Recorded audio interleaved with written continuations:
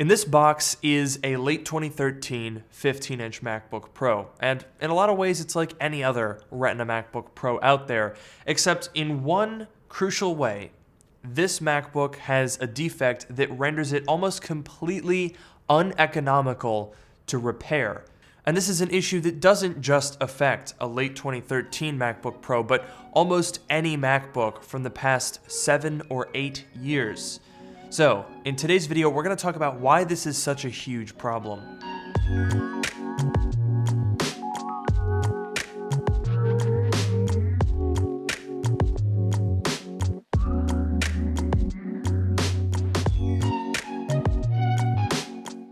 So, upon first glance, this looks like any other normal old 15-inch Retina MacBook Pro. And in fact, this particular one is a late 2013 upgraded model. So this has the 2.3 GHz quad-core i7, 16 GB of RAM, a 512 GB SSD, and the upgraded NVIDIA GT 750M graphics. It's a fantastic computer. I've had one of these for about 4 years now. Even though it's, getting on 8 years old now, these things are still fantastic. And this one came with all of its original accessories like the charger. It even has the microfiber cloth. That's a big win. You know I love my microfiber cloths. And you may be wondering how much I paid for this very nice, very, very good condition late 2013 MacBook Pro. Well, folks, this was $240. Seems like a great deal, right? Well, before you go congratulating me, let's go ahead and open up the screen. Now, you might not be able to see it from that distance, but there is a catastrophic issue with this display that stems from a really common problem that plagues a lot of MacBook Pros, even the recent ones like 2018, and that is the screen delamination. Now, that's not the catastrophic problem that I referred to in the title and intro of this video. That's really more of the catalyst in this particular situation. There's not a whole lot you can do to get rid of this display peeling problem. So really what people have started to do is remove the display coating completely. Essentially what happened with this particular computer was the previous owner tried to do that, and in doing so, liquid has gotten into the display and irreparably damaged it. If you look closely at the screen, there's a massive watermark on the lower right-hand side, and on the left, there's a streak of dim pixels that have reacted to the water that goes from the bottom left across the middle of the screen. So essentially, this display assembly is ruined. There's no way to fix both the delamination and now this liquid ingress, which really couldn't be fixed anyway because this is a laminated display. So this display assembly is completely toast. Now, that doesn't sound like that big a deal because, quite frankly, it's an easy job to replace the display of a MacBook Pro. You pull off the bottom, there's 2 or 3 connectors on each side, and then 6 screws hold the display on, and you can pop it off. However, the problem is not the difficulty of the repair, but the cost of the repairs. See, the displays for these MacBook Pros, even 8-year-old ones like this, are astronomically, catastrophically expensive. A quick search on eBay, if you want to find a nice one that matches the otherwise very, very excellent condition of this MacBook Pro, can easily be $500 or $600. That is insane. You can buy this entire computer for about $600.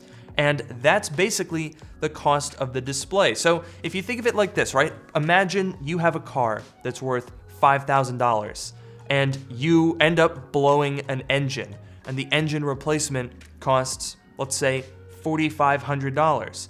That is a car that would be considered mechanically totaled because the cost of repairing it is basically null and void when you could basically get another car for that amount of money. That's basically what's going on with this MacBook Pro. This would be uneconomical for me to repair because, $250 is not a lot of money for one of these. That's a crazy good deal if the display worked. But if I wanted to buy a display to fix this computer, I would be in it close to $700.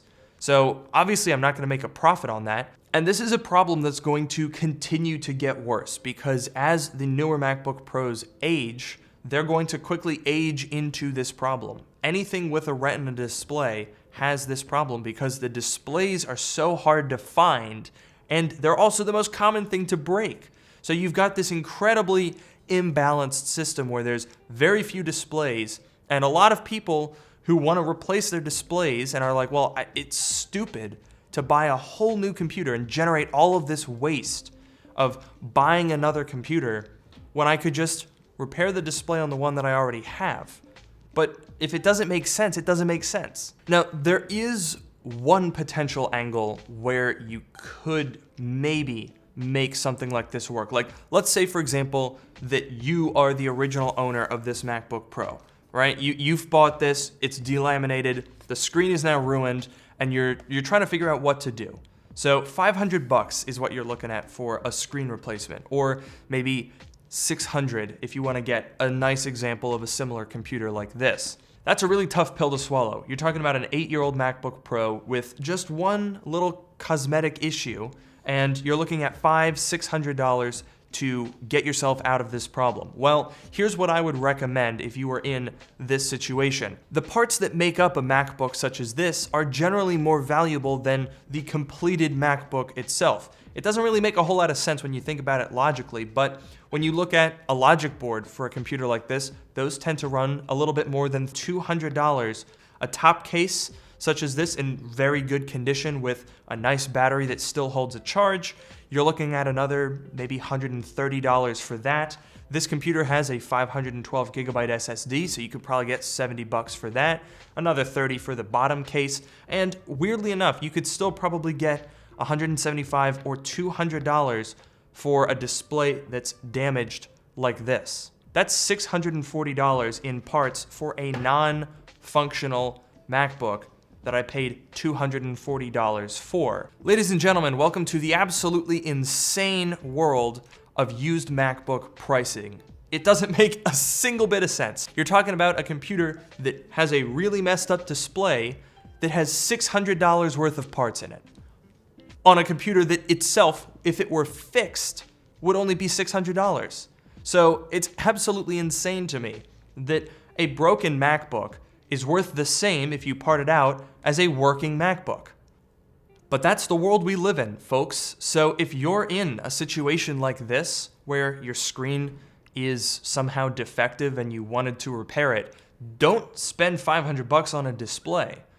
Buy a new computer and then take your old one apart. Now that definitely seems like a life hack, and I think it might actually be worth exploring for a full video experiment. Could we buy a working MacBook, take it apart, and sell it, and then make money without really having to do anything? Let me know in the comments below, and of course, subscribe if you want to see that video.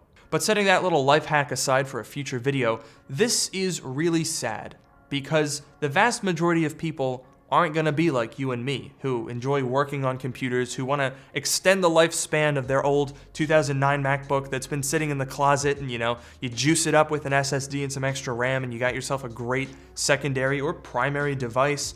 Or you take a MacBook like this and you repair it and you get a good deal and you feel good because you saved this from a landfill. The vast majority of people aren't gonna do that.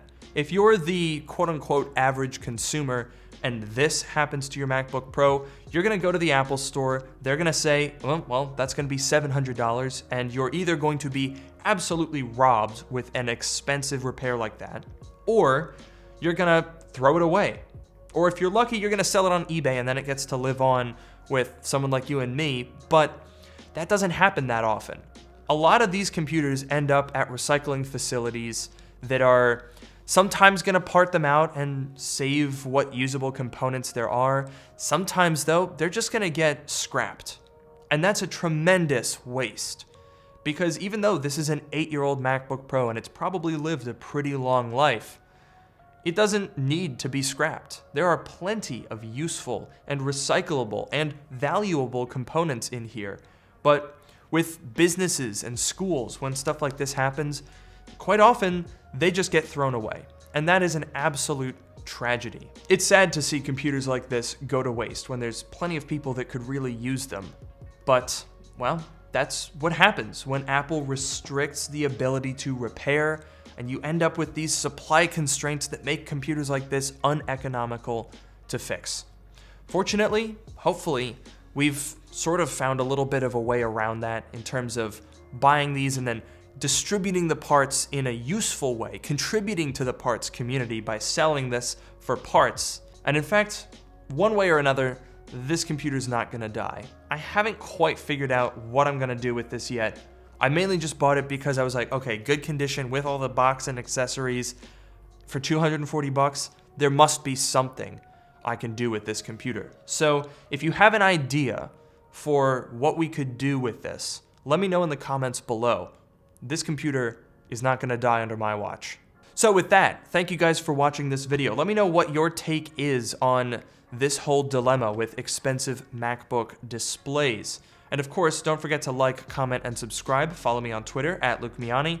And don't forget to check out my subreddit, which you'll find linked in the description below. And with that, I'll see you all in the next video.